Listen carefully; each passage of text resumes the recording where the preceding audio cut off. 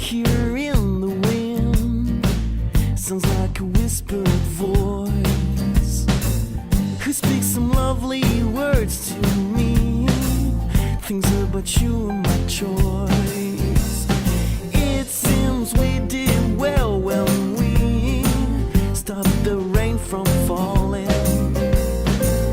I thought it would be a delight to run out of my sight. Oh, oh, oh, oh, you're lost. Oh, oh, oh, oh, to me. Oh, oh, oh, oh, you're lost to me.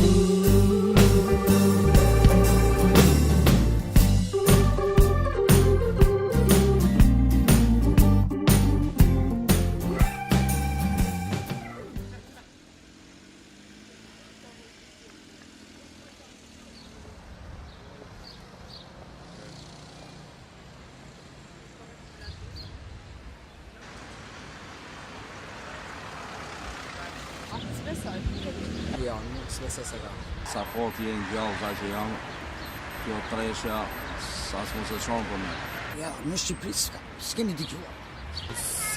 Сам грам дзённая срам.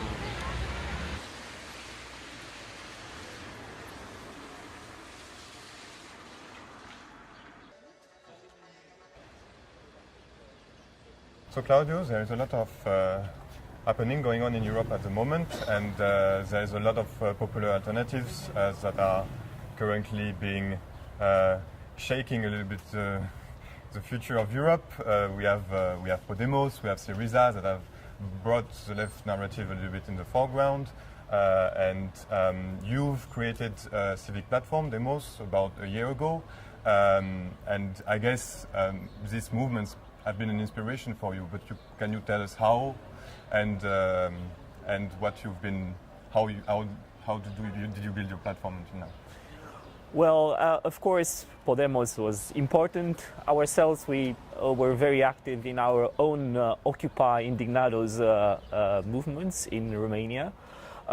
Basically, we needed to form another type of organization, which is, of course, inspired by the kind of Indignado social movements, but also has a more political and electoral aim, in the sense that mobilization is very good. Citizen mobilization is actually indispensable to keep the countries we're talking about on a democratic track.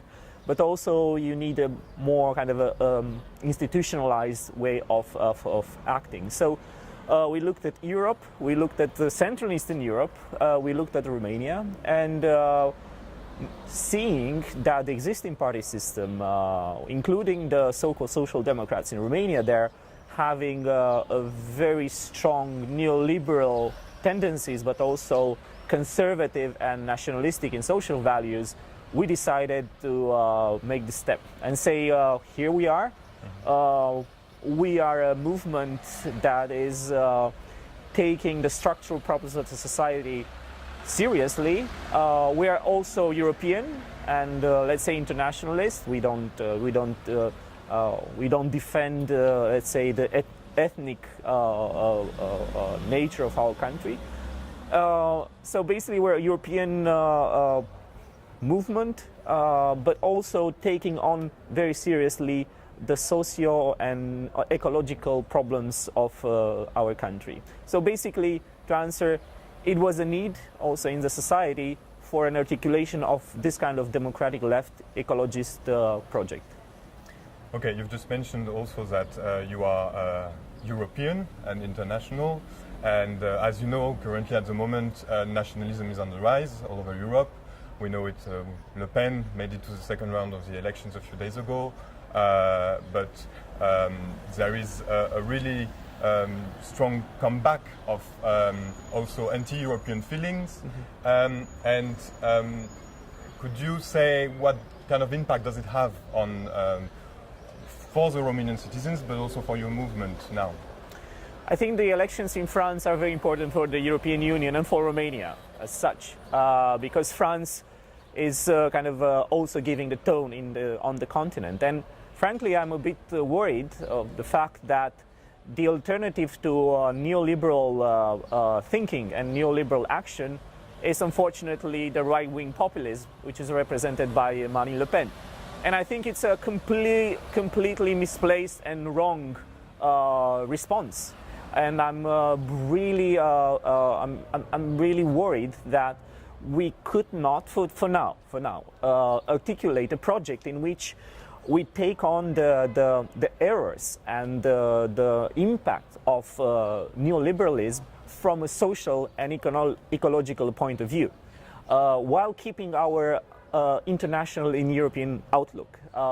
It has been tried by the two candidates who didn't make it to the second round, Mélenchon and Hamon. But apparently this kind of social and ecological vote, even though it was solid, it was fragmented. So basically we're looking at France, we're looking at other countries in Europe, and hopefully there will be this kind of a social bloc or platform which is building and takes on neoliberalism. Otherwise, neoliberalism and extreme right populists, they will keep feeding each other and not solve any problems. Yeah, and also what is interesting is that you mentioned Mélenchon and the fact that he was also in the foreground, you know, like defending social and economic change and ecological change. Sorry. And what is interesting is, what do you think? Because it is also labeled as a populist, and Podemos is also increasingly also labeled as a populist. And do you think it's a right strategy to address, you know, like these challenges today? Well, we definitely have to talk more with the people. We definitely need to encourage citizens to participate more.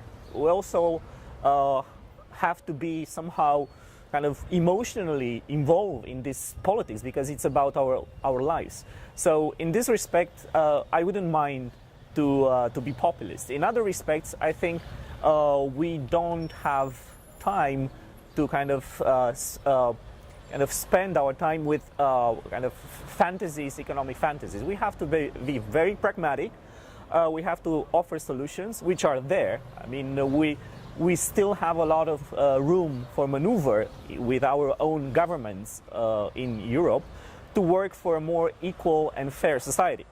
So basically, I would see the appeal, the popular appeal, as normal. In the same time, it has to be doubled by very concrete programs of solving some of the most pressing issues of our societies.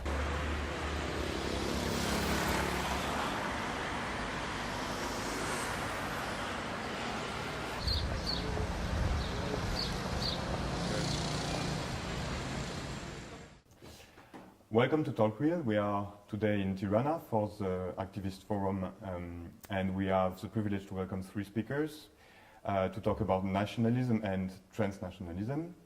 So we welcome Eva from the Green Youth Serbia, and which is a member also of the Left Summit Serbia. We welcome also Ines, who is a part of an arts and culture association called Cervena, and also an activist in the One City, One Struggle in Sarajevo, in Bosnia and Herzegovina. And we welcome Besian, who is an activist in Tirana for the hashtag initiative. So the situation is quite serious in Europe at the moment, and nationalism is on the rise. We've seen in the recent elections in Western Europe, but also in Eastern Europe, a breakthrough of far-right parties. Not only a breakthrough, a stabilization of far-right parties that are part of the landscape, of the political landscape in many countries. My first question to you would be, from your perspective in your countries, how do you react to this, and what is the atmosphere in your countries related to this? Well, for me, to be honest, it was very interesting to preserve the situation in Europe for the past few months, especially now with the latest few days ago with the elections in France and the Brexit, and we can look at even the winning of Donald Trump in America. It's all very much connected. We live in a globalized world, and everything affects one to another. The point of view from Bosnia and from Sarajevo is that people are very interested in what is happening in Europe. For us, we are living this nationalism for the past 25 years, so it is nothing new. We are, let's say, used to it, and the nationalistic parties, unfortunately, are winning all the elections for the past 25 years. But our context is different, and the reasons for such decisions or such voting by the people are, of course, different. If we look at the fall of Yugoslavia, the war that happened in the Balkans, and everything else that came with it, and the rise of the nationalism, of course, in the 90s. If we look back, for example, in France or Brexit issue, from my own perspective, I'm seeing it in a sense that I feel that the right wing, the rise of the right wing, the populist rise, is something where the left is losing its ground, in a sense that the right wing has overtaken the themes and the subjects that left should be addressing at this point of time, not just in the European Union but in general. Because, for example, if you look at what Le Pen is talking about in south of France, or what she's talking about on the north of France, is completely different. At to one audience, she's talking about problems with migration and problems with people with this Islamophobic attitude towards especially the migrants coming from Arabic countries or Middle East. But if you look at the other point, she's talking to the workers, she's talking to the unemployed, she's talking to precarious workers. She's addressing all these issues that the left should be addressing, and the left is obviously failing to address at this certain point of time. The same issue happened with Brexit. Farage was talking about how the money that the UK is giving to European Union is going to go for the healthcare. So we have this switch of theses, switch of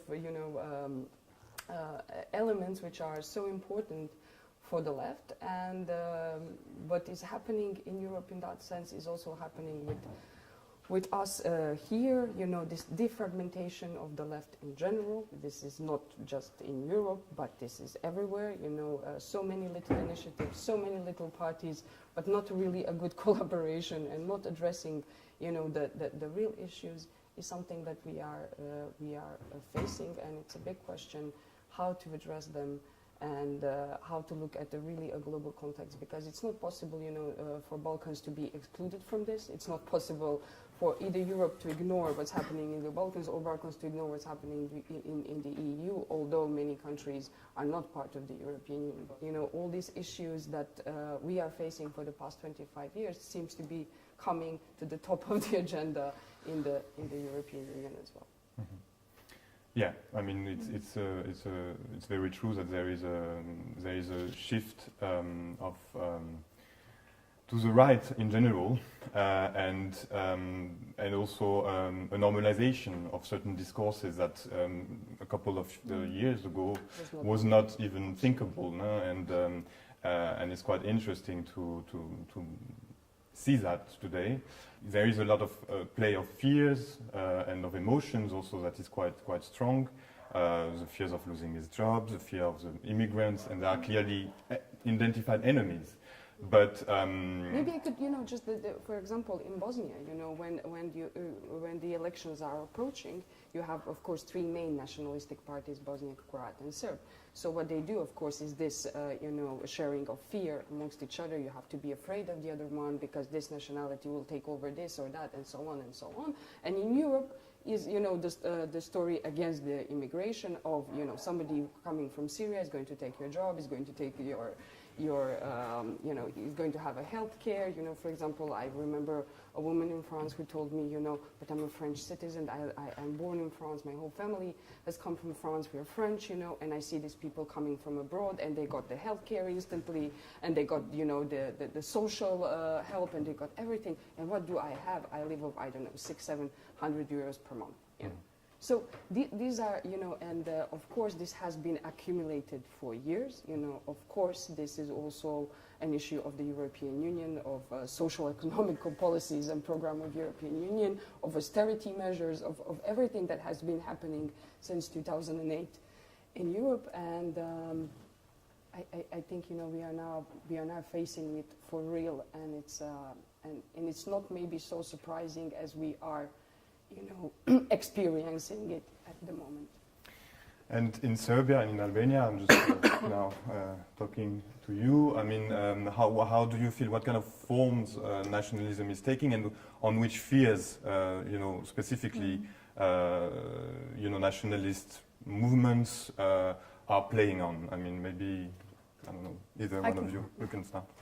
The thing that is actually worrying me more than some nationalist movements, which are still a bit marginal in Serbia, is this exactly normalization and this incorporated right wing in mainstream, in so-called center politics in Serbia, which is taking place. And plus, we have this encouragement from their partners in nationalism from other parts of Europe, which is not only Western Europe, but as well Eastern Europe is already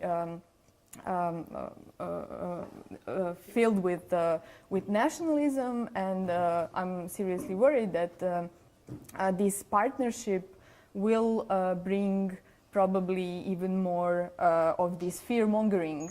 And now we have, not now, but for quite some time, we have refugees that are in this route that is crossing also this part of Europe. And one of the fears could be this. Perhaps in Serbia this is not yet put in use of nationalism. We have some other maybe neighboring nations quarrels, but not still not against refugees, but it can also turn really fast, yeah, in this direction.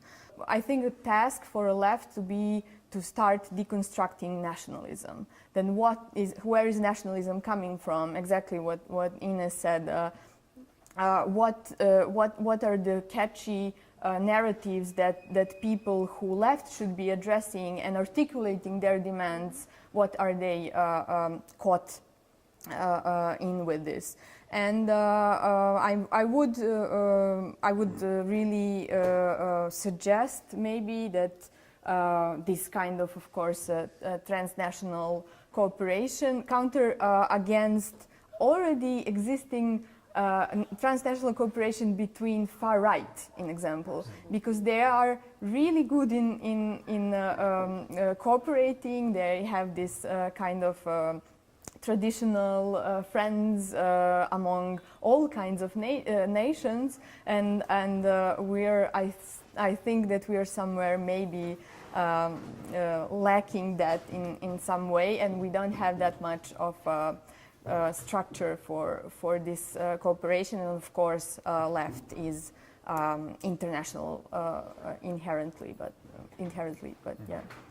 Yeah, so we're going to come again on the part of the transnational strategies to fight about the far right, but I wanted to focus again on Albania, because what is also interesting in Albania is that it was not part of Yugoslavia. Also, it was not like a country where migrants came through so much. So I just want to know, what forms nationalism take in Albania, and what is their object in comparison to others. Okay, I think that not only in Albania, but I'll take, I think in the whole, there is a difference between nationalism in the Balkans and nationalism in Europe. And nationalism in the Balkans is mainly about history. And it recalls the glory of some days when our nations, they were great, and then they were fighting against the enemy, and usually the enemy is each other. It's the other nation. And while in Europe right now, nationalism, it's economical one. It's about jobs, it's about fear of people losing those jobs or losing pieces of economy that they see other people coming from abroad immigrants, usually, taking their jobs or taking their economy and taking their profits. So there is a difference between these two kinds of nationalism. Luckily, in Albania, nationalism is not an issue because I think that even because of our history and our tradition, but even because the way the political parties in Albania kept their rhetoric apart from nationalism, it just doesn't sell politically. So we don't have an important political party that articulates nationalism as a mainstream argument. Time after time, our politicians, they try to use our nationalism more as a leverage towards Europe when they don't get what they want. Last example, it was Mr. Rama a couple of days ago, when he and Mr. Taci in Kosovo, they together said that if EU is not accepting Albania and Kosovo into EU, then we'll unite. And they know that this will create a counter-reaction from Serbia and other countries, but actually they don't mean it, but they're just using this as a threat and as a leverage towards the European Union leaders when they don't get the support they want. Nationalistic rhetoric in Albania you will find only in football matches, and it's something that belongs to the football fans. So they are the ones that are promoting big Albania, great Albania. They are the ones that are provoking in a way these things, but it stays there. And even for the people, if you go and ask around, it's more like a funny sport club thing, fans things, football fans thing, and it's not a real argument. It doesn't find any support among the people. And you can see that even in countries like Macedonia, for instance, where Albanians live. If you see the last elections, majority of Albanians, they supported the Macedonian party for the first time. They decided to switch, and no matter the rhetoric is pretty much nationalistic between the Albanian parties and Macedonian parties because of the context and the way the republic has been created. Nevertheless, this didn't really matter for the Albanians. They voted for Zaev, and they gave so many votes for the first time to a party that belongs to the Macedonian ethnicity. So it's not an issue, and it's not a real argument to Albania. I can explain why, but it will take much more than this. Yeah, no worries. It's already a first start to have an understanding. Well, there are other countries in Europe where there is not so many nationalist tendencies. Spain and Portugal are one of them. But I wanted to come back to the subject of European Union, because the European Union also is criticized a lot by the nationalists. Some of the critics we could say that could be justified, but not what the nationalists criticize, because it's true that the migration policy of the European Union was a catastrophe, and because they didn't manage to coordinate efforts to actually welcome in dignity most of the refugees and migrants that came in the past years, but also with the austerity measures with Greece. I mean, and Brexit, of course, is a strong answer to this also. Now, in your countries, which are not yet members of the European Union, is the European Union still attractive? It's attractive in a way that, of course, political elite is promoting this, as Beshan said, same as nationalism, is using this in some sort of short-term politics that is aiming a local audience, that is aiming at the voters that are there in the countries. But what is really interesting, what is happening nowadays, that there is this whole part of let's say, progressive part of the society that feels that this process of acceptation and negotiation is taking too long. It actually doesn't have any end in recent in times ahead of us, and that we are practically let's say, we will have to defend so-called European values by ourselves in our respected countries, which is also, again, fueled by EU not giving any answer on these processes, but also endorsing non-democratic practices. We had a recent example of elections in Serbia, where we had really major problems in media coverage. We had problems in the whole campaign that by many sources was not fair and was not democratic enough, but still respected and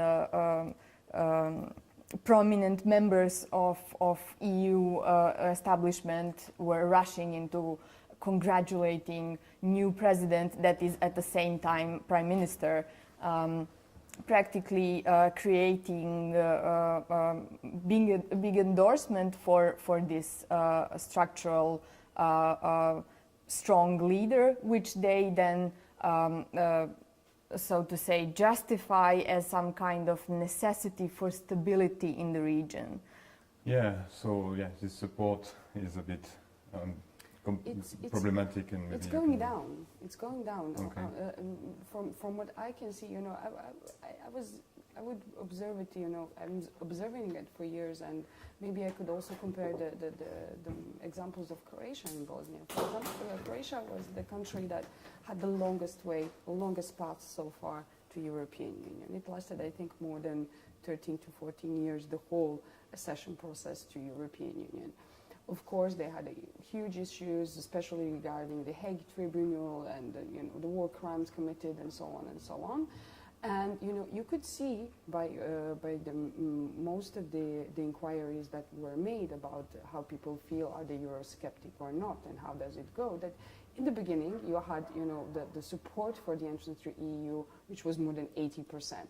By the time that Croatia was supposed to enter the European Union, it was falling so rapidly that they had to change the law, where census was not 50% up, but they lowered it down in order for enough people to go out and be able, to vote actually for the entrance into European Union, because the referendum was there and everything was done after so many years. So of course you're not going to miss the chance of the people to say yes, finally we want to enter the EU. A few years after they entered, but the problem is that people are not seeing what is changing. Is anything changed now? Because for example in Bosnia, when you talk about entering the European Union, people are thinking about we are not going to have visas, we are going to be able to go to work freely or educate ourselves or whatever, in the European Union. So these are some of the benefits they see. We are not going to be watched as suspects on every airport that we arrive with the Bosnian passport and so on, because they feel as the citizens of a second, third or fifth row, But when you talk about, how it will actually change your life, or will it change your life, you are seeing people who are now more and more, after seeing everything that is happening in the European Union, are saying, if this is the European Union, and if this is what it represents, are we really sure this is the path that we are supposed to take, Although many people, having in mind the very complicated situation in Bosnia and Herzegovina, are saying the European Union will fall apart before Bosnia is ever able to enter and fulfill all the issues and tasks that have to be fulfilled to enter the European Union. On the other hand, you have this opinion that what do we do if we don't enter the European Union? Where are we then? Then we are in this Balkan limbo, as always, staying between, different sorts of interest, and the, interests are not anymore just EU or Russia. It is now also, for example, in the case of Bosnia, a strong influence from Turkey, a strong influence from some Arabic countries like Qatar, like Saudi Arabia, the investments that are coming, everything, things are changing. And they are politically changing, and the interests are changing. So, in this sort of context, our politicians are saying that the European Union is the best and the only way. But unfortunately, European Union, had a very long time put the Balkans aside, had inner things to do and inner affairs to handle. And now, you know, it was always about what Eva said, stability, stability, stability. So let just the Balkans be peaceful, you know, let's not have another war again anywhere, whether it's Kosovo, Macedonia, or Bosnia, or Serbia, or any other country. But, you know, as this time was passing, our nationalistic parties were, you know, doing the devastation themselves of all of these countries, all of these economies.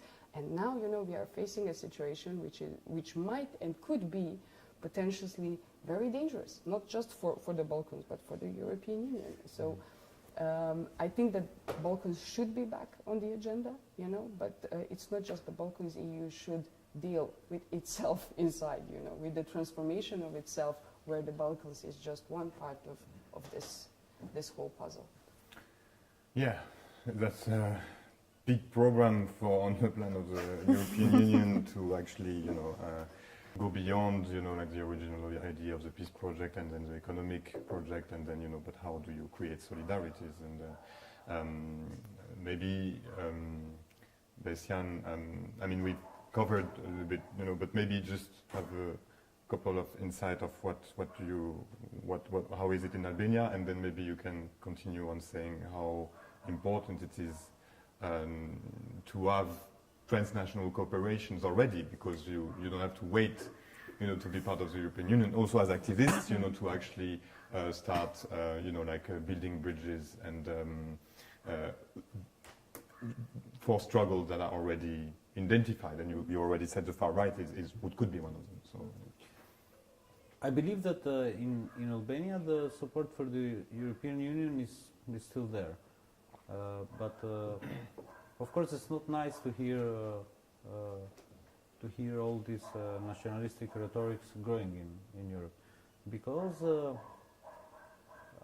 you hear all these politicians like Le Pen or Grillo in Italy or other guys across Europe starting to accuse immigrants because they are and blaming them for the fall of Europe, and we're the immigrants, so we're the other guys, because most of the Albanians, they emigrated.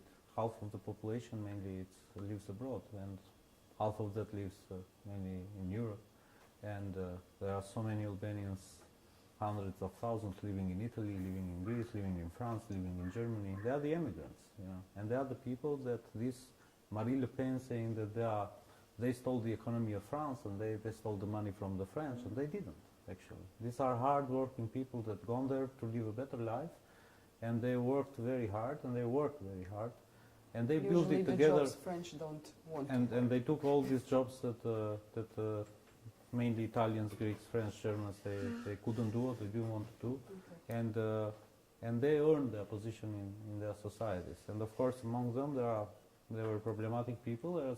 There are among every society problematic people, but the fault is not the fault that the economy is not doing well in Europe. It's not the fault of the immigrants.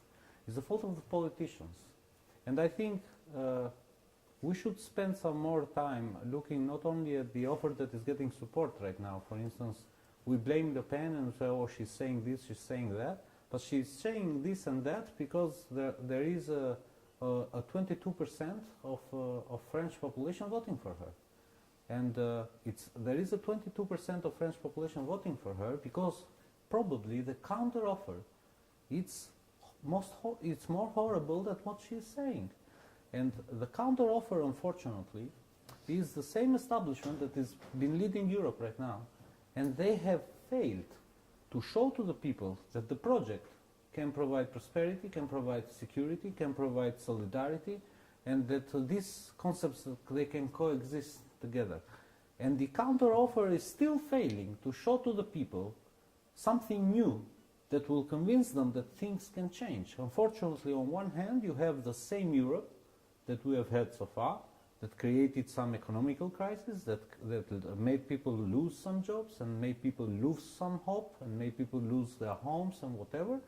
And this old establishment is keeping the same rhetoric, no matter this rhetoric has been proven in many cases not to work. They're not trying to change. Yeah, I mean, this links to a very, like to also building a very strong and transformative narrative, you know, that could balance out, you know, like this offer that is not this established offer that is not, you know, like clearly fulfilling the needs of Europeans.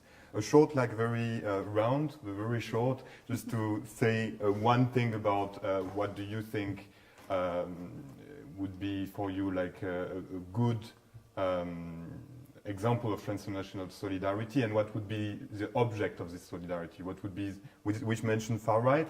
Is there anything else that you think would be important to work on as a, maybe more as a transnational community in the Balkans, but also beyond the Balkans?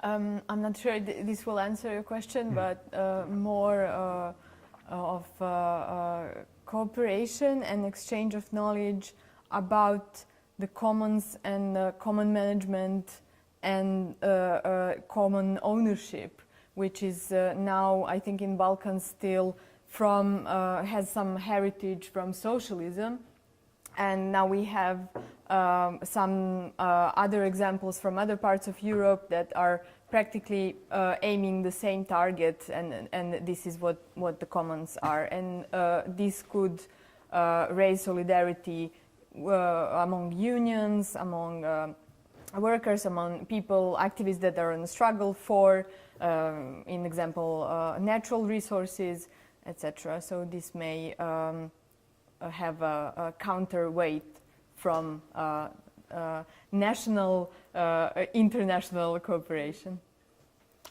Yeah, I believe that, I still believe that we don't have an issue with nationalism, a big issue with nationalism in the region. I think that that belongs more to the past than to the present or the future. Because people gone past that, people are tired of that. Many people, if you go and ask, they think it's a stupid rhetoric because it doesn't give them any jobs, it doesn't give them any prosperity. So people are learn to move past that. This on one hand. On the other hand, there is the flow of information in the days we're talking. It's much bigger than in the days of the past, where politicians could easily manipulate because they owned the mainstream media and they could deliver the messages they want. So people now can talk and exchange, and this is what we are doing, for instance, as movements.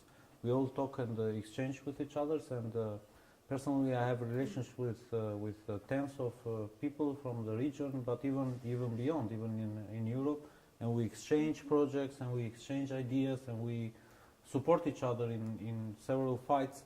So I don't think this is anymore an issue, especially now that we can freely talk and we can get connected very easily through the modern technology. What remains still problematic is again the way European Union institutionally behaves towards supporting this kind of connection. We don't see that. We don't see still big support from European Union towards these transnational organizations or transnational links between countries, maybe even countries that had problems before. And I think that there is a need for more to be done in this aspect, because we can really create very good models in the Balkans that could serve as a model for conflict solving even in Europe and other countries as well. So the question of resources, the question of sharing a lot, and maybe you have the last word. Well, what would be? I think it's a combination of both said as well. I think that none of our struggles are particular struggles. We have very similar struggles. You know, this 2 days in Tirana has shown us for one more time, in hundreds and dozens of times, is that we actually are addressing the same issues. And these issues are also the issues of Europe as well. Maybe not in the same way as in Balkans. Every country has its own context, of course. But the issues of unemployment, issues of economy, which are, we need to make new models and new deals for how to resolve the situation in Europe.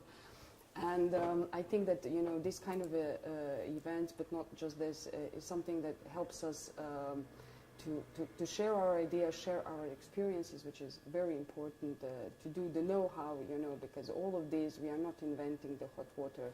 This has already been done in many other countries, and, you know, this connection that we are making are something that, you know, could be, I suppose, at one time on a higher level, because we are not going to resolve any of these problems on our national levels.